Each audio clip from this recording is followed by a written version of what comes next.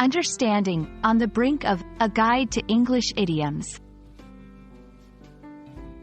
Hello, and welcome to our English language learning channel. Today, we're diving into the intriguing world of English idioms, particularly focusing on the phrase, on the brink of.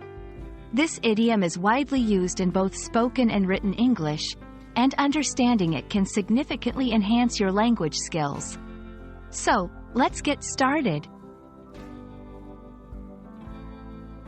The phrase, on the brink of, implies being very close to a significant event or a change. It often carries a sense of anticipation or impending action. For example, when someone says they are on the brink of making a decision, it means they are very close to reaching that decision. This phrase can be used in various contexts, from personal experiences to global events. The term, brink, originally refers to the edge of a steep place, like a cliff. So, metaphorically, being on the brink of something is like standing at the edge of a significant moment. This idiom has been used in literature and speeches to convey critical turning points or moments of tension. To understand better, let's look at some examples. The company is on the brink of bankruptcy. He was on the brink of tears after hearing the news. Scientists say we are on the brink of a major breakthrough.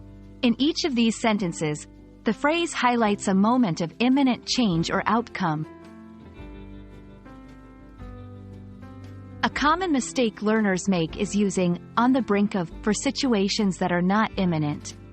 Remember, this phrase indicates something about to happen imminently, not something in the distant future or just a possibility.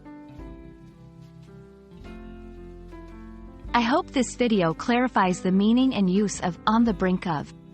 Remember, idioms can add color and depth to your language skills, so don't shy away from using them. Keep practicing, and you'll be on the brink of becoming an English language expert. Thanks for watching, and see you in our next lesson.